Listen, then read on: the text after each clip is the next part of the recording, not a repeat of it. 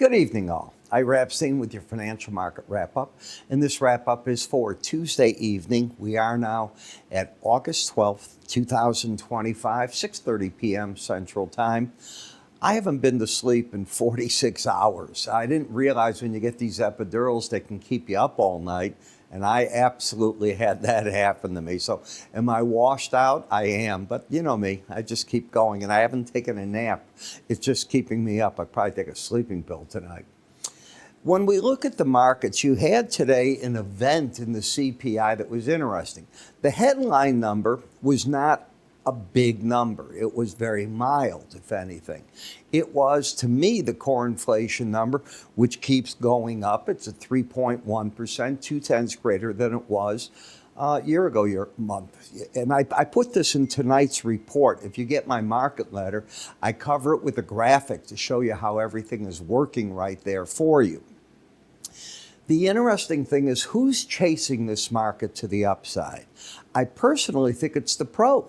I think they were sidelined. We know there's plenty of money on the outside of the market that's looking to come in, and you probably get that FOMO money, fear of missing out, coming with it, but probably the pros too. Do I think they're right? I think they're in dangerous territory right here.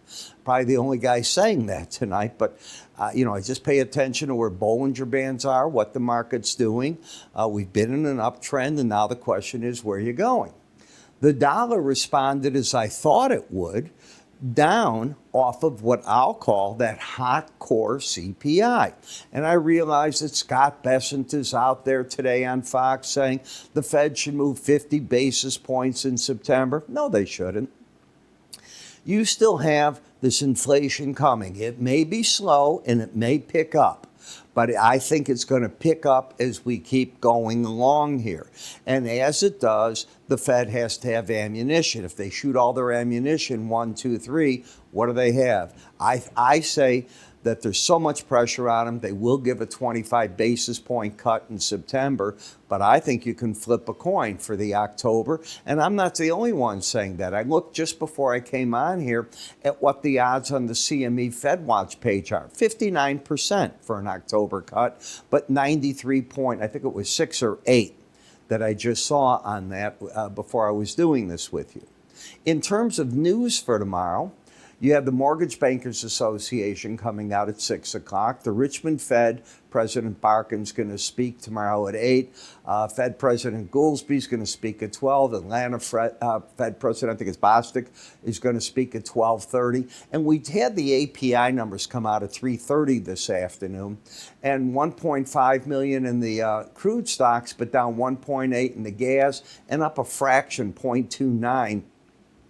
in the distillates. We'll see what the EIA numbers look like first thing in the morning as well. So they will be important and something that I think you got to pay attention to. In the grain market today, we saw the supply-demand report, the world stocks as well. And I've got to tell you, corn has got plenty of corn out there. I'm watching the storms come through Chicago tonight. They are monstrous. We've got plenty of rain, so that's a good thing. Soybeans have responded and in a way that not quite the yield and not quite the acreage that you thought. They had a big rally. Cotton had a good rally, and surprisingly, meal rallied today more than the soy oil. The problem is if you don't have a soy oil market, you don't have a bean market. Meal isn't leading this market right now. It's got to be oil, and without it, I don't see you going very far. On the energies, this is all you're mustering after seeing that API number. You're basically flat in the marketplace. You're down to 279 in the nat gas. And that's because the weather situation is great. You're not too hot. You're still getting a build of the natural gas, and away you go.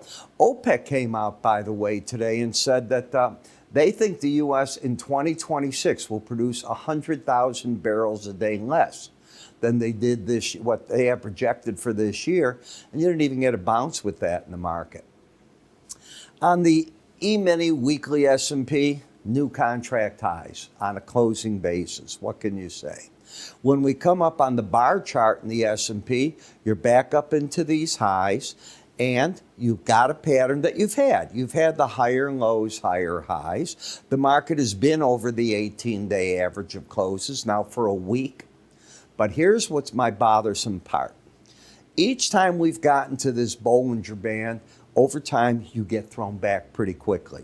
Yeah, you ran it for 4 days or so here, and then you came back. So that doesn't mean that tomorrow you have to come down. But tomorrow's the logical day for the market to take something off the table in front of Thursday's PPI report, which covers, as you know, the producer price, what the seller's seeing in the inflation, and of course the service inflation. That's very important. So I can make an argument here that buying over a Bollinger Band, not my thing. And I've told you, I thought we were going to stay caught in this in the month of August for a long time. Let's see if it proves me wrong.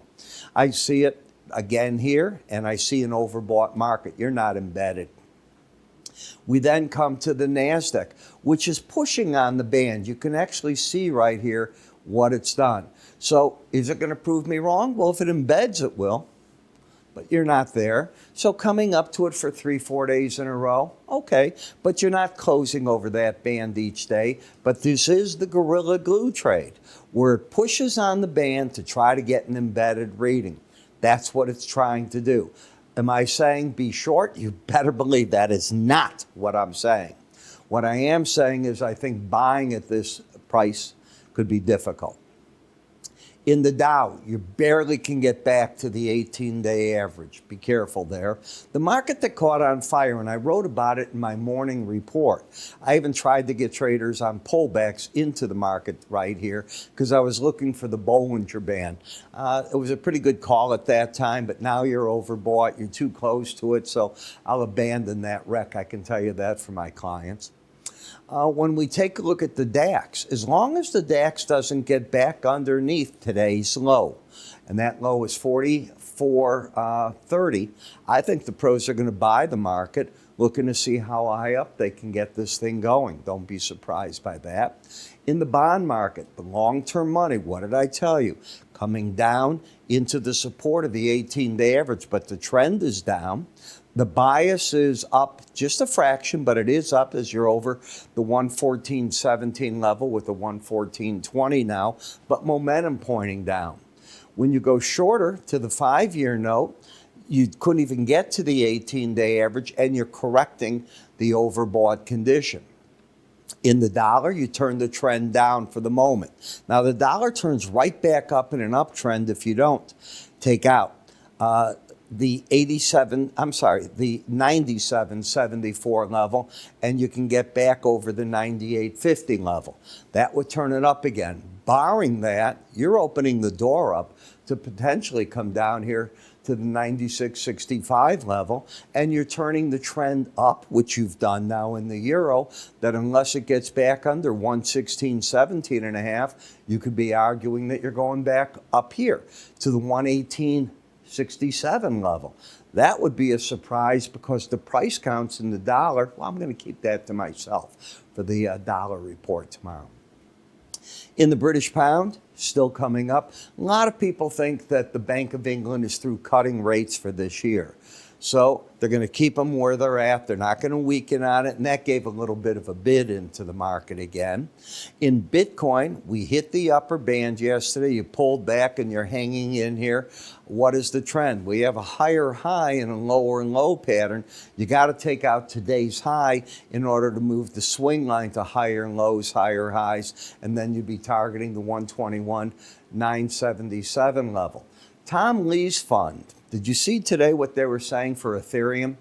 They want to own 5% of all your Ethereum. They want to raise $20 billion in an offering in the marketplace, and it kicked up Ethereum 5% today. So that's the reason that it jumped about $250. A lot of people coming into these markets. And, you know, Tom Lee from Fundstrat, he's a pretty important guy. When you look at the October Brent crude, lower highs, lower lows, but oversold. So yeah, I can still make the argument for lower prices, maybe sharply lower. What happens on the Friday meeting of Trump and Putin is the big question. And the market is taking it so far a bit bearish. I think you'd agree with that. Same in the WTI. The gasoline hasn't got a bid here, even with tonight's report. Not doing anything with that. And in the nat gas, now's where I think the pros are covering again. You haven't hit this Bollinger Band in a while. You went sideways and then down one more time. You're trying to embed at the same time. So I'm not saying get bullish, but I'm saying have selling power for rallies is probably the smart thing to do. Remember that I'm going to do a dollar report tomorrow, and tomorrow's the last day you get to see my gold report. So in it, I cover the weekly charts, the daily charts in gold. I do it in GLD as well and GDX. So covering the miners. Sometimes the miners are stronger than the gold. Then we're going to look at SeasonX and the more research. Then we're going to do some price counts for you and then put it all together with my commentary as to what I'm seeing and why it's there. This is time sensitive as it's going to go off our website tomorrow. How do you get this? Well, you can either call my staff if you need help, but the best thing to do is go up here, click on one of these icons, or go to iraepstein.com. Pretty simple, iraepstein.com. Look at the top left. You'll see the report right there. I'm Ira. Have yourself a great evening. I'll see you in the other reports tonight and, of course, in the morning flash update. Have a great night.